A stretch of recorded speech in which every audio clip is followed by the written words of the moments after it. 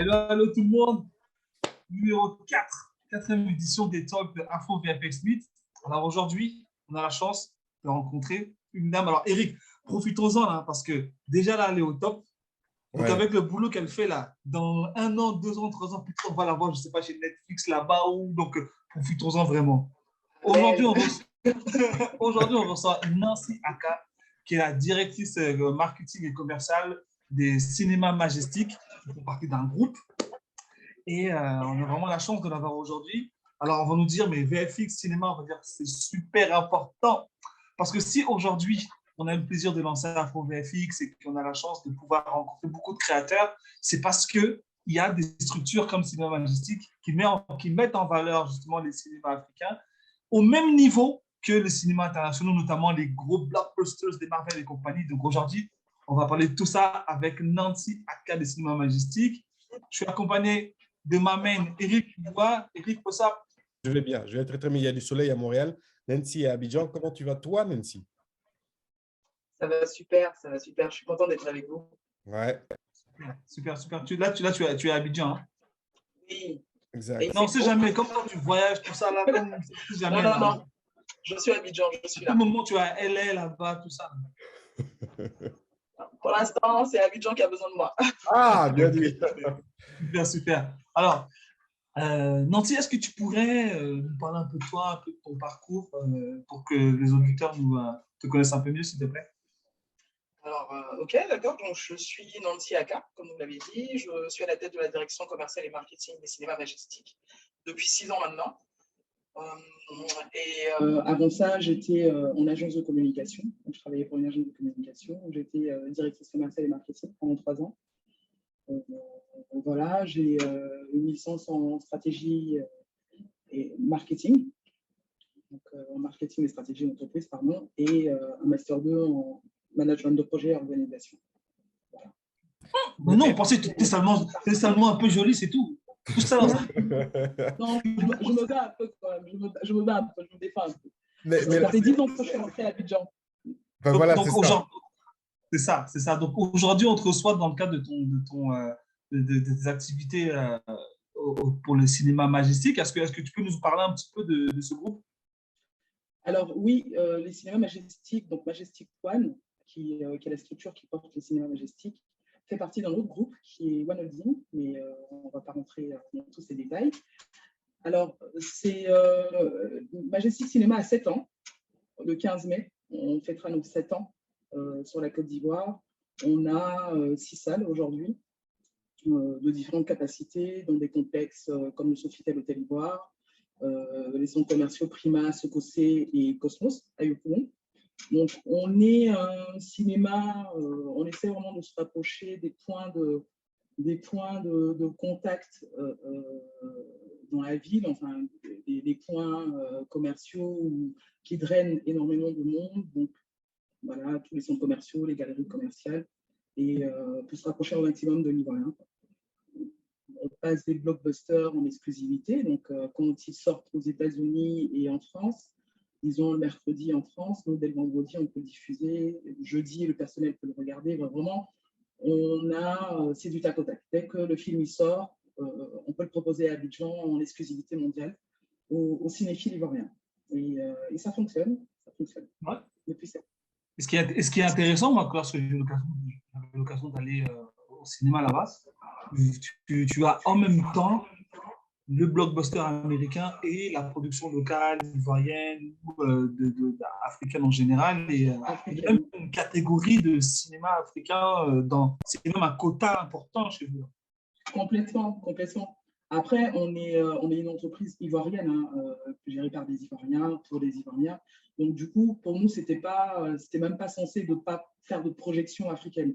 Donc, c'est quelque chose auquel on a tenu et il fonctionne. Bon, je vous avoue qu'en termes de production locale ivoirienne, il n'y en a pas des masses. Donc, du coup, on essaie de ratisser un peu sur toute l'Afrique de l'Ouest, l'Afrique centrale, et voir un peu plus loin.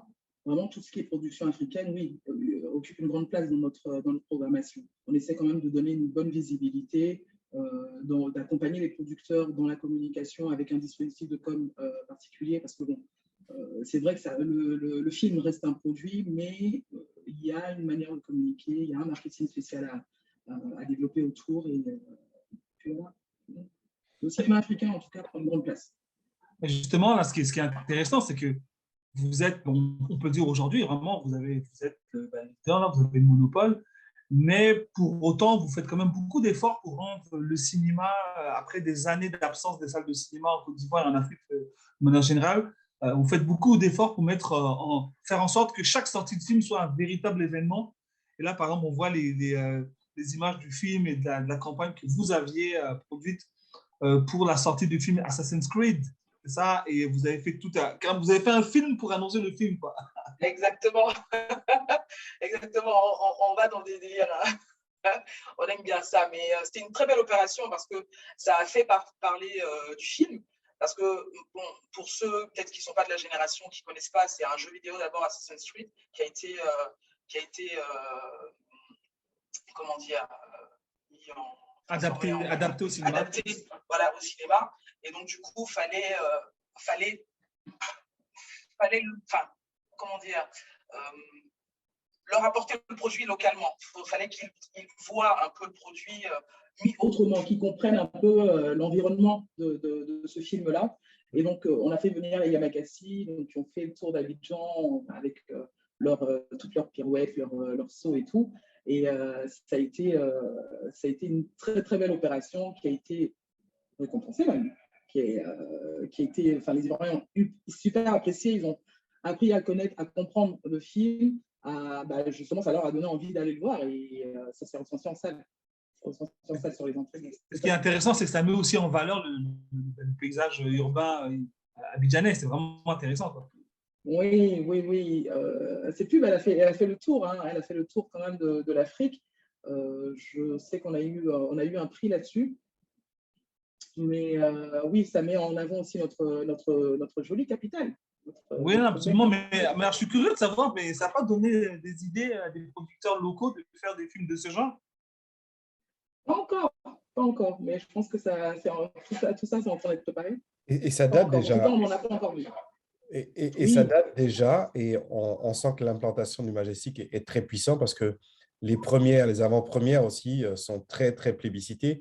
Les producteurs locaux, lorsqu'ils lancent un film, essaient d'imaginer, pas comme un film qu'on voit là, ici, mais on sent qu'il y a la créativité bouillonnante à l'ivoirienne qui est quasiment un incontournable pour vous aujourd'hui, parce que vous élevez au fur et à mesure le niveau. Complètement. Alors, après 20 ans d'absence du cinéma, ça veut dire qu'il y a toute une génération, donc tous ceux qui ont moins de 20 ans et légèrement au-dessus, donc on va dire le cinéma, ça part de 3 ans, entre 3 et 25 ans, ce n'est pas quelque chose qu'ils ont vraiment connu. Donc, du coup, pour toucher ces personnes-là, il faut aller, en termes de marketing, il faut être hyper créatif pour les attirer. Donc, il faut faire des événements, il faut faire des campagnes comme celle d'Assassin's Creed, il faut des avant-premières, il faut inviter des influenceurs qui connaissent, qui vont relayer l'événement. Donc oui, on essaie, en tout cas pour chaque grosse sortie, ce que nous on appelle une grosse sortie, que ce soit en blockbuster international ou en blockbuster africain, on essaie de réfléchir et puis de proposer quelque chose d'assez atypique pour justement susciter l'intérêt des cinéphiles. Et le but, c'est vraiment de drainer du monde en salle. Alors, en Amérique du Nord, on aime bien les chiffres. Je ne sais pas si vous pouvez nous partager, parce que vous avez 3 salles, certes, mais c'est une audience de combien en termes de personnes qui viennent quand vous parlez de blockbuster? Le bassin. Je vais vous donner, disons, sur la dernière année pleine qu'on a eue, donc 2019, on a fini avec 330 000 entrées. Sur l'année, tout en sachant qu'on a commencé avec une salle en 2015. Donc, en 6 mois, on a fait 75 000 entrées la première année, et ainsi de suite, on est monté crescendo. Et en 2019, avec 3 salles, donc Ivoire, Prima, Socosé, parce que Cosmos n'était pas encore ouvert, où là-bas, on a 3 salles. Avec les 3 salles, donc Ivoire, Prima et Socosé, on a fait 320 000 entrées. Donc, je veux dire, s'il n'y avait pas eu Covid qui nous avait cassé dans notre élan, je pense qu'en 2022, on aurait atteint le million. Mais bon, c'est quelque chose sur lequel on est en train de travailler. Comme les rappeurs, on vise le midi. Exactement. Mais alors, on voulait te demander justement, parce que les gens nous disent, mais vous là, les amis de Afro VFX là, c'est quoi votre sujet là? Vraiment, on voudrait savoir. On voit de plus en plus que vous faites beaucoup de communication sur les films, tout ce qui est super-héros, films d'action, etc. Et on voulait savoir justement, c'est quoi la place pour vous que prend justement euh, les VFX, les films de super-héros, etc. Dans votre stratégie. Et d'ailleurs, je ne sais pas si les gens s'en souviennent, mais vous avez fait le premier festival Marvel en Afrique. Ouais, ouais. C'était une très, très belle expérience, c'est vrai. Alors, les VFX aujourd'hui, dans la plupart des blockbusters, donc tout ce qui est films d'action, horreur ou films de super-héros, tout ça, c'est hyper utilisé. Donc, je veux dire, la plupart des blockbusters internationaux qu'on reçoit sont des VFX. On va parler de Black Panther, on va parler de même Fast and Furious, on va parler de quoi d'autre, enfin, tout ce qui est Marvel, hein, tous les Marvel. Et ce sont des produits d'appel pour le cinéma. Ce sont des films qui sont plébiscités à l'international et que tout le monde attend, même en Côte d'Ivoire. Donc, du coup, pour nous, ce sont des produits d'appel pour attirer les jeunes, les jeunes, enfin tous les cinéphiles confondus, à venir voir ces films-là, les découvrir. Et ensuite, derrière, dans notre programmation, on va proposer les films de festivals, des films d'auteurs, des films africains. Vraiment, le tout, c'est qu'on utilise ces films-là qui ont un gros impact, qui ont une résonance internationale pour pouvoir justement montrer ce qui se fait dans d'autres cieux et comment c'est fait. Et puis, nous, on surfe là-dessus pour pouvoir justement leur montrer notre cinéma aussi. Ok, ouais, c'est intéressant, c'est intéressant. C'est mettre en lumière ces types de production, les attirer, puis leur faire connaître aussi l'écosystème local et le potentiel qu'il y a localement. Exactement. Bien, excellent. Et oui, ce festival, c'était une première en Afrique de l'Ouest, parce que je crois qu'il avait fait dans le Maghreb. Mais oui, en Afrique de l'Ouest, c'était une première à l'époque et c'était un gros succès. On a passé, c'était pour la sortie de Black Panther, donc on a reçu à Abidjan toute l'équipe de Walt Disney Company France, qui était venue avec à la tête leur PDG pour cette opération-là. Donc, ça a été des séances planaires, ça a été des séances pour des, on va dire, personnes défavorisées, pour leur faire découvrir le cinéma. Ça a été aussi de grosses avant-premières pour le Black Panther et d'autres actions qui ont marqué Abidjan, en tout cas. Super, super. Alors, dis-moi, oui, Eric, vas-y. Je veux dire que ça a vraiment un impact et merci de le faire parce que finalement, vous voyez les résultats, mais merci de le faire parce que aller présenter ces images-là à des jeunes de quartiers défavorisés, ça a tout de suite un impact. Ça construit dans 2 ans, 3 ans, 4 ans quelque chose. Et nous, on a dans notre formation qu'on donne en ce moment à l'Orange Digital Center, Afro VFX, on a une personne de chez nous, de la cohorte, qui a participé à ça. Il se souvient, il avait faim de ça, il nous parlait de ça. Il avait faim de voir d'autres productions et de s'impliquer dans ces productions à travers le travail de création d'histoire. Donc, c'est vraiment impactant ce qui est fait là, même si on n'a pas l'impression, mais chapeau à vous et bravo à vous de le faire. Oui, Dédi? Oui, alors tu vois, tu as dit tout à l'heure que justement, justement c'est un groupe ivoirien, etc., qui souhaite avoir un impact local. Et nous, avec AfroVFX aussi, on va avoir un impact local. Donc, c'est clairement, par exemple, c'est que nous, on est aussi basé en Amérique du Nord, donc on trouve important de montrer à nos jeunes là-bas ce qui se fait à l'intérieur, dans le monde. Mais on veut aussi mettre en valeur ce qui existe localement. Donc, on forme les jeunes localement aux techniques des VFX et de l'animation 3D dans le but qu'il y ait des créateurs locaux qui nous font des scénarios pour des situations, pas faire des copier-coller, hein, mais faire des situations avec des VFX, des films d'action, pourquoi pas de super-héros, ivoiriens, africains, etc. Et ça, c'est super important. Et justement, on voulait savoir, toi, qu'est-ce que tu penses, toi, personnellement, tu vois, qu'est-ce que tu penses de cette nouvelle tendance des nouveaux créateurs à essayer de sortir peut-être des schémas du cinéma africain traditionnel qu'on connaît un peu, tu sais, le cinéma un peu UNICEF, tu sais, le cinéma un peu toujours la terre rouge assis avec le vieux sage sous le baobab, que l'on respecte. Oui, Mais il y a ça a bien changé d'ailleurs. non, mais il y a toute une génération notamment qui vient du clip. Tu as toute une génération de nouveaux réalisateurs, scénaristes qui viennent du clip vidéo, qui sont dans une dynamique différente, pas forcément pour copier ce que font les Américains ou les Français ou les Canadiens ou les Coréens, mais avec une sauce. Alors, ma question, c'est qu'est-ce que tu penses que l'impact pourrait avoir une initiative comme Afro VFX dans l'industrie dans laquelle vous faites partie? Écoute, moi je trouve que c'est une très très belle initiative qui tombe à point nommé parce que l'industrie est vraiment en train de se structurer, on va dire. Moi, je pars pour la Côte d'Ivoire, hein, que je connais. L'industrie est vraiment en train de se structurer et il y a énormément d'initiatives qui poussent tout l'écosystème à pouvoir se dynamiser en tout cas les choses au niveau du cinéma. Donc, cette initiative Afro VFX tombe à point nommé. Il faut, comme tu dis, sortir les schémas classiques qu'on connaît du cinéma africain, ce qui a déjà commencé depuis quelques années d'ailleurs.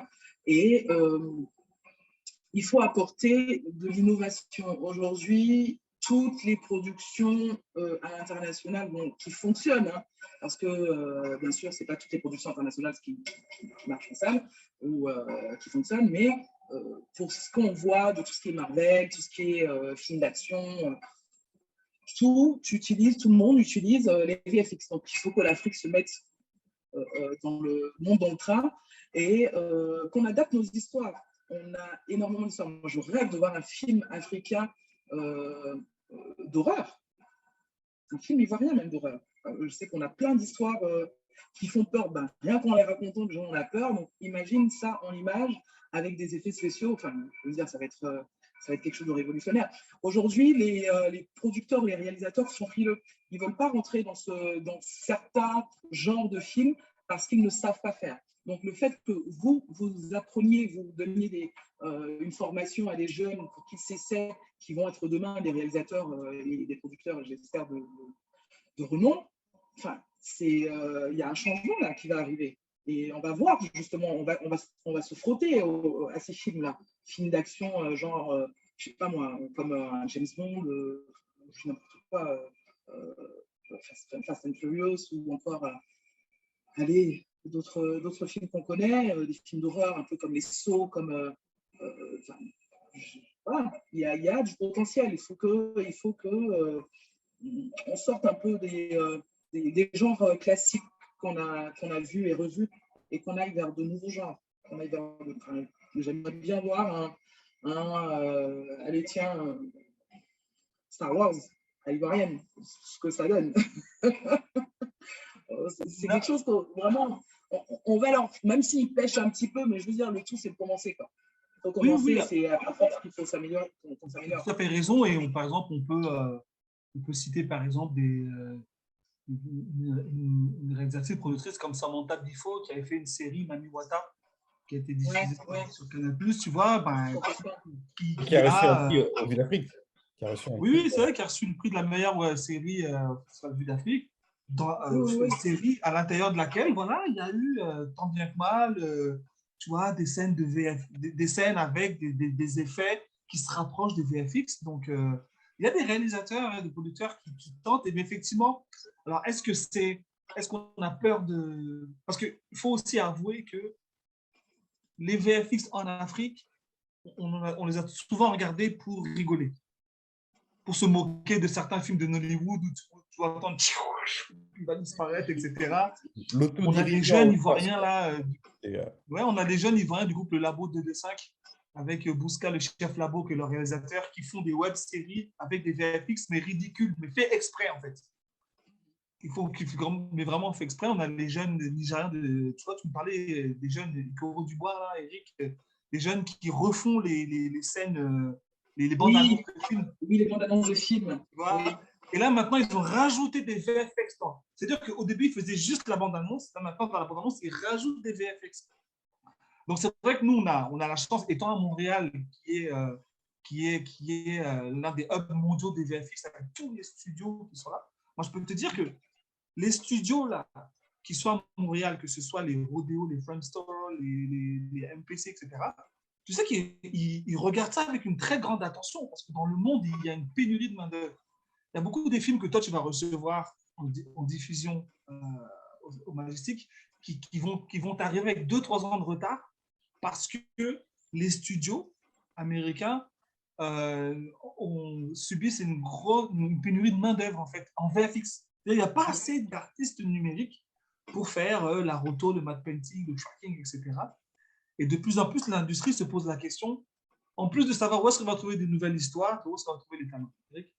Je voulais savoir justement, Nancy, tu peux nous dire comment vous choisissez vos films pour les proposer justement à votre auditoire ivoirien? Comment c'est pensé, comment c'est fait et qu'est-ce que vous recherchez aussi? Parce qu'effectivement, nous, lorsque l'on forme, on regarde quelque part aussi de quoi l'industrie a besoin demain en termes de salles de diffusion. Comment se prend les décisions chez vous pour les choix des films? Alors, on est chaque fin d'année, on reçoit de tous les distributeurs internationaux avec lesquels on travaille des bons tracks. Donc, c'est un listing de films qui vont sortir sur l'année et plus. Et là, en fonction, bon, alors maintenant qu'on a quand même des années d'expérience, le choix se fait différemment parce qu'on connaît, on sait ce que le public aime par rapport aux entrées. Sinon, dans les premières années, on se basait vraiment sur l'audience internationale. C'est-à-dire, par exemple, on va prendre je sais pas moi, un Ben-Hur ou si, à l'époque, des films. Alors, j'ai les chiffres ici des films qu'on a sortis. Je suis dans le partage, je ne peux pas regarder, mais à l'époque, ce qu'on faisait, c'est vraiment on se calquait sur l'audience internationale. Et plus on a pris en maturité, donc au bout de 2 ans, 3 ans d'expérience, là maintenant, on regardait sur l'année d'avant. En gros, si l'année, on va dire que si l'année, sur l'année 2017, on avait pris un Jumanji, on avait pris un Star Wars, ou on avait pris un Triple X Reactivity. Sur l'année 2018, ce qu'on va faire, on va regarder les chiffres que Star Wars ou bien que Thor a fait, et puis on va se dire, bon, on va prendre un film qui sera similaire à Thor. Donc, on va prendre un Marvel, ou on va prendre comment dire, un Planète des Singes. D'une année à une autre, en fait, on regarde ce qui a été pris l'année d'avant pour pouvoir justement faire le choix de l'année d'après. Et en fonction des entrées, bon, on sait que celui-là, il a fonctionné. On a eu tel nombre d'entrées, donc on a des quotas d'entrées qu'il faut dépasser pour se dire que bon, ce film-là a fonctionné, donc le public a aimé. Quand on regarde la période, sur combien de temps il a fonctionné, il est resté quoi. Généralement, les films restent un mois en salle, mais s'ils n'arrivent pas à un certain quota, on les sort avant le mois, parce que là, du coup, ça s'essouffle et ça veut dire que le public n'adhère pas vraiment. Donc, du coup, l'année d'après, on sait que ce film-là, si on le prend, c'est vraiment dans une période creuse où on sait qu'il ne va pas rester très longtemps. Donc, vraiment, c'est des calculs, c'est des réflexions qu'on mène sur plusieurs jours pour pouvoir justement avoir notre run track, notre line-up annuel avec les films qu'on a choisis. On fait notre petit marché, quoi. Et même c'est la même chose pour les films africains. Complètement. Voilà, c'est la même chose pour les films africains. Mais aujourd'hui, de tous les genres de films qu'on sélectionne, on sait que ce qui fonctionne, c'est l'horreur. Parce que, par exemple, quand on fait, nous, un marathon de l'horreur pour Halloween, on est souvent full à craquer.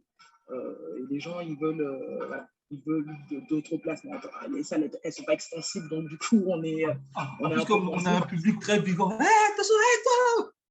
Voilà, c'est quelque chose quand même de regarder ces films-là avec le public ivoirien. Mais voilà, on sait qu'ils aiment l'horreur, on sait qu'ils aiment tout ce qui est action. Vraiment, ils sont à fond dans tout ce qui est action. On sait qu'ils aiment tout ce qui est comédie aussi, tout ce qui est comique. Donc voilà, on sait driver les producteurs, en tout cas, qui nous approchent, qui nous disent, bon, écoutez, moi, j'ai envie de faire un long pour le cinéma et vous me conseillez quoi, quel genre de film? Voilà, à condition que le producteur vienne vers nous et puis nous disent, bon, qu'est-ce que vous en pensez, voilà, et qu'on l'accompagne, en tout cas, dans mon choix du film, qu'on soit là pour conseiller, pour dire, bon, cette fin-là, on est ouvert en tout cas. On l'a déjà fait avec certains producteurs et on est ouvert pour les accompagner. Nice, excellent, excellent. Il y a eu des films à gros succès, Eric, hein, Visite, etc. Alors, il y a- il y a- Vraiment, Visite, c'est une série. On a fait certes l'avant-première au Majestic, mais c'est une série. Oui, ça reste sur le. Vous faites des avant-premières qui permettent de lancer, en tout cas, sur les plateformes Sur la télé. linéaires, la télévision. Les films d'animation, ça vous parle aussi? Je crois que là, je parle du Festival du film d'animation d'Abidjan, avec qui vous êtes partenaire, et Afro VFX aussi est partenaire de ce rendez-vous. On aura à intervenir sur cette présentation. C'est quelque chose que vous suivez, ça aussi, en termes d'audience? Est-ce que les films d'animation drainent un public beaucoup plus jeune? Vous en faites aussi un point important dans votre proposition au cinéma? Oui, oui. Les séances jeunes, les séances enfants prennent, on va dire, un quart quand même de notre programmation. Donc, c'est justement pour éduquer le public à venir en salle, il faut commencer par les enfants. Parce que c'est avec eux qu'on va grandir. C'est eux demain qui sont des cinéphiles fous. Voilà. Donc, on essaie de créer des programmes, d'avoir des programmations, de leur proposer les dernières sorties aussi d'exclusivité mondiale. Là, on a le dernier Sonic qui est en salle, donc Sonic 2. Avant ça, on essaie vraiment de se calquer aussi là sur l'international. Après, on regarde aussi tout ce qui est production locale. Donc, on travaille avec Africatoon. On est partenaire de ce festival-là, donc Festival du film d'animation d'Abidjan, mais avec Africatoon aussi, à chaque fois qu'ils ont une nouvelle sortie de long métrage pour enfants, c'est quelque chose qu'on passe en exclusivité dans les salles. Moi, j'avais vu le film d'Oufoué. Oui, il y avait Yaoufoué, il y avait Sungata. Arrête beaucoup. Oui, tout ça. Donc, à chaque fois que localement, les studios nous proposent quelque chose, on essaie de le passer parce que ça fait aussi partie de notre mission, notre ambition, enfin, voilà, de montrer vraiment toutes les productions que ce soit en animation, que ce soit Il y a le point des enfants qui est intéressant parce qu'un jeune qui rentre, allez, je dis n'importe quoi, de 7 ans ou même de 12 ou 13 ans, il a forcément soit son frère, soit sa nounou, soit ses parents. Donc, en termes de stratégie aussi d'entrée, c'est encore plus intéressant d'avoir un film, sachant qu'aujourd'hui, les films d'animation sont faits à la fois pour les adultes et pour les enfants. Pour les enfants. D'ailleurs, sur ça, on a réfléchi, nous, en interne, parce qu'en termes d'activité pour les enfants autour du cinéma, il n'y en avait pas. D'activité même pour les enfants, hormis des aires de jeu. Donc, ce qu'on fait pour chaque sortie, en tout cas pour les sorties que nous, on pense qui peuvent être éducatives, qui peuvent être fun et ludiques, on a créé ce qu'on appelle Cinekit. Donc, c'est un samedi dans le mois. On organise une activité avec des partenaires. Donc, ça va être les pompiers qui vont venir expliquer un peu aux enfants et aux parents. Donc, c'est l'activité parents-enfants, nous enfants, ou frères et enfants, enfin bref, et petits frères. Toute la famille, en tout cas, vient. Et là, tu as des partenaires qui viennent expliquer un peu leur activité. Donc, tu as les sapeurs-pompiers qui vont venir expliquer, qui vont venir donner des petites astuces pour les enfants, le numéro, si jamais il y a un souci à la maison, quel numéro il faut appeler, si quelqu'un tombe, qu'est-ce qu'il faut faire. Tu as des partenaires comme Frida Lee, qui fait les ateliers de Frida, qui va venir, elle, expliquer, en fonction du film, de la thématique abordée dans le film, va venir expliquer, par exemple, comment on fait comment on pose une voix off pour un film. Voilà. Elle s'adapte en fonction du film, du message derrière. Et tu as des partenaires comme Librairie de France. Enfin voilà, on a énormément de partenaires, et tout, qui viennent se greffer sur cette activité-là pour les parents et pour les enfants. Ça leur permet d'avoir de la visibilité sur leurs activités. Ça leur permet de montrer, d'apporter quelque chose aux enfants, d'apprendre quelque chose aux enfants. Et puis après, derrière, on passe le film. Et puis tout le monde est content. Donc ça fait une matinée où les parents et les enfants ont une activité ensemble. Ils sont ensemble. Et puis voilà, on fait ça depuis des années. Là, maintenant, on le fait du côté de Cocody et du côté de Cocodon aussi. Et ça se passe très bien. Super, super. Ben, écoute, quand tu veux, nous, on vient faire une activité atelier VFX pour expliquer aux jeunes comment. Mais parfois, ce qui est fou, c'est quand on fait les VFX breakdown, c'est-à-dire quand on explique, quand tu vois comment ça a été tourné, des fois, ça énerve les gens. Parce qu'ils se rendent compte que dans la bataille entre Spider-Man et Octopus, il n'y a que deux personnes qui sont vraies, c'est Spider-Man et Octopus, et tout le reste, les voitures, la route, tout est faux. Ça, des fois, ça stresse les gens. Ça. Oui, mais justement, ça va leur donner, on va partager un extrait. Ça va leur donner justement l'envie. Oui, oui, non, c'est ça. Mais est-ce qu'il y a des prochaines sorties, grosses sorties, des films à gros VFX, ou des petits super-héros, etc. Là,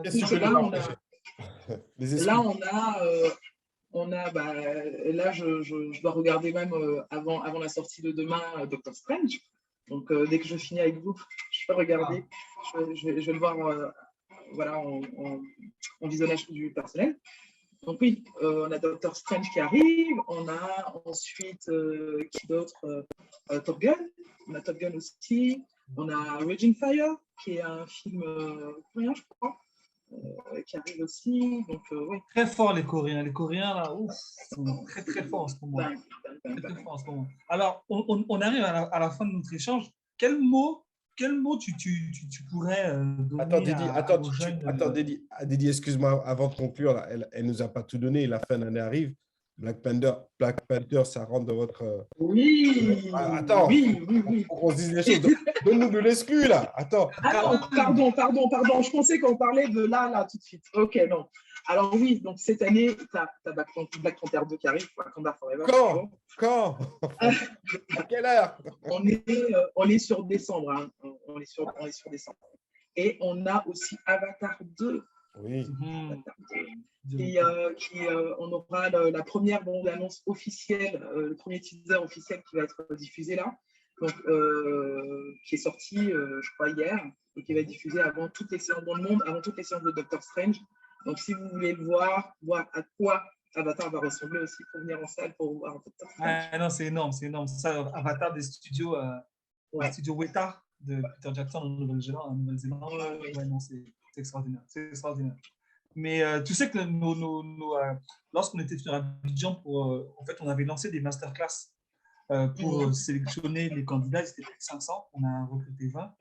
Et les formateurs, les intervenants qui avaient fait ces masterclass, c'était par exemple Sidney Kombo Kitombo, un artiste numérique basé en Nouvelle-Zélande, d'origine congolaise, RDC Ilo Gamakas, et qui a travaillé par exemple sur Est-ce que tu as vu comment il s'est mis sur le côté un petit peu pour… Oui. Il a mangé le Congo là. Ouais, qui bosse chez Weta Digital, donc qui a travaillé sur la planète des singes, sur celui qui a modélisé Thanos. Tu vois, le fameux Thanos, tout ça. Oui. On avait Omar Morsi de NBC qui a travaillé sur des films comme Wonder Woman. On avait Sidney Saïdou Bernabé, un ancien de Weta aussi, qui a travaillé sur des films comme Astérix, comme Le Hobbit, etc. Okay. On avait José Chapdelaine de Rodeo FX. Donc, on voyait les yeux qui pétillaient, tu vois, les étoiles qui pétillaient dans les yeux des jeunes là. Clair, ah ouais, non, c'est extraordinaire. Ils étaient en salle, c'était en Zoom, mais ils leur parlaient, ils leur posaient des questions. Et là, même nos 20 qui suivent la formation, leurs formateurs sont des artistes numériques. Il y a des artistes numériques de Scanline, de MPC, de Method Studio. Peut-être ça ne dit rien aux gens, mais on fait exprès de citer les noms des studios pour que demain, les jeunes aillent sur le site internet, se renseignent, comment on fait, c'est quoi les métiers. Voir les génériques à la fin des films, là, tu sais. C'est important. Exactement. Et parce que vraiment, l'objectif, nous, c'est que d'ici quelques années, en plus qu'il y ait une vraie école, quelques mois, en plus qu'il y ait vraiment des écoles d'envergure liées avec des studios, qu'il y ait des studios qui produisent ça, etc. Et donc là, on est en train d'informer 20. Donc, quel message, toi, tu donnerais à nos 20 étudiants de la première cohorte Afro VFX? Là, je m'adresse, il s'appelle Emma, Chérifou, à qui on a Léon Sylvain, Rebecca, Micheline, Liliana, on a Melvin, etc. Qu'est-ce que tu vas leur donner comme message? Déjà, félicitations parce que être sélectionnés parmi tous ceux qui ont participé, qui ont postulé et être dans les 20 qui ont été sélectionnés, c'est une énorme opportunité. Ensuite, ce monde-là, déjà, l'industrie cinématographique, mais en plus, les VFX, c'est un autre univers. Ils sont, on va dire, des pionniers. Donc, il faut qu'ils saisissent la chance qu'ils ont et qu'ils apprennent un max de tous ces intervenants, mais super calés, super calibrés, qui les forment et puis qui nous donne un cinéma qui nous fasse rêver dans 5 ans. Ouais, même pas 5 ans, dans 3 ans. Qui nous propose des trucs, des choses. En tout cas, nous, à Majestic, on les attend. Didi, si tu permets, et parce qu'on est en public et en famille, Nancy avait accepté de venir au lancement. Et chez nous, le pardon demandé publiquement a encore plus de force. Je voudrais quand même ici, devant la face du monde, remercier personnellement Nancy, parce qu'avant de lancer l'opération Afro-VFX avec l'Orange Digital Center et l'ambassade du Canada, on était parti avec une approche de crowdfunding. Donc, on voulait lever les fonds pour pouvoir réaliser ce projet. Et on avait une très belle séquence faite au Majestic et grâce à Nancy qui nous a permis de faire ça. Et au lancement, on a omis de remercier vraiment cette première tentative-là et on le fait ici. Merci vraiment personnellement. Et je sais que tu nous as pas tenu rigueur, mais tu as quand même dit, je vous attends au tournant. Voici le tournant. Voici le tournant. On est au tournant là. On est au tournant. Non, mais ça va, vous êtes bien rattrapés. Ça va. Et je pardonne. Oh, merci. Merci. Non, mais c'est important toute cette construction que l'on fait parce que je pense qu'on a la chance d'appartenir à cette génération-là qui allons mettre en place les bases de ce qui va arriver de plus grand que nous demain. Et c'est bien de bien le faire aussi. Et que si on a des manquements, bah, voilà, de le dire aussi, ça ne gâte rien et au contraire, ça nous donne plus de force. Et puis tu sais, Nancy, Eric et moi, on est un peu fous, on se lance dans des projets, etc. Mais on le fait aussi parce qu'il y a des éléments factuels qui nous disent qu'on n'est pas si fou que ça. Et tout l'engagement, moi, je me rappelle la première fois que je t'ai vu te voir dans tes bureaux à Cocody, c'était en 2016, à l'époque où je travaillais sur l'Africa Web Festival. Et je me rappelle, j'étais venu dans tes bureaux avec tes collègues. Et il y avait plein d'effigies, de statuettes Marvel. Plein de posters Marvel, etc. Et je ne m'y attendais pas que ce soit autant projeté, grosse production à l'américaine, etc. Et ça m'avait marqué, tu vois. J'aurais bien voulu piquer un petit Captain America là-bas. Là. Tout le monde a essayé. Hein? Ouais, tout le monde a essayé. Et je vais trouver ça très intéressant, tu vois. Et je suis encore plus ravi de voir que, certes, vous avez une vision globale, big production américaine, mais vous gardez une identité africaine et vous prenez le temps de vous intéresser à nos personnes, à nos petits projets utopiques, de se dire, voilà, en même temps qu'on va préparer la projection avec les gens de Disney, on va faire un événement pour Black Panther, on va préparer la projection de tel gros film, vous prenez le temps de parler aux producteurs locaux, vous prenez le temps de parler aux porteurs de projets comme nous, lorsqu'on est venu vous voir et vous dire qu'on voulait faire un appel à un projet, qu'on avait besoin d'être dans une salle de cinéma, vous avez ouvert nos portes. Allez voir en plus chez les chocos là-bas, là, chez les gens comme les Écoute, j'ai envie de te dire qu'on ne devient pas grand seul en fait.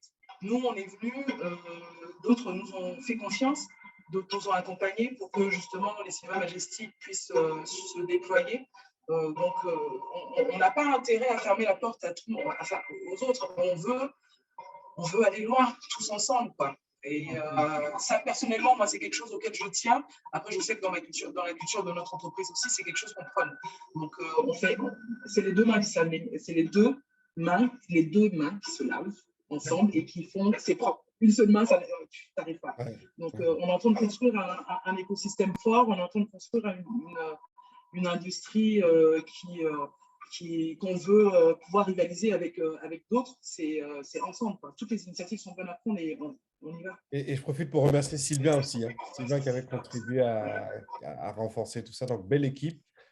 Certes, la concurrence arrive devant, mais je pense que le marché va être tellement important qu'au au bout d'un moment, il va y avoir une longue file d'attente devant les cinémas parce que l'offre cinématographique sera juste là et pour le bonheur et les passionnés du cinéma. Super, Nancy, merci beaucoup. On va faire Merci notre truc Afro VFX, tu vois. Afro VFX, notre signe, c'est ça, c'est le X. Donc, on va se faire le X comme ça, là. Et puis, on va se dire à très bientôt. OK? Très bien. Super, super. Ben, rendez-vous à bientôt. Restez connectés sur nos réseaux sociaux, Facebook, Afro VFX, Instagram, Afro VFX 1. Mais Eric, on dort un peu sur Instagram. C'est pas grave. Ouais, on va atteindre le million Allez aussi. aussi sur LinkedIn. Hein. Moi, je vous attends sur LinkedIn aussi. D'accord. Super, On arrive. excellent. Donc, à très bientôt. Donc, Majestic, c'est quoi le site internet pour les gens qui veulent l'info? www.majesticcinema.ci. Parfait. Allez au cinéma, ça vaut grand. Venez en salle. Allez en Il y a salle. de belles productions qui arrivent. Il y a de très, très belles productions qui arrivent. Yes. Super. À très bientôt. À très À vite. bientôt. Bye. Ciao.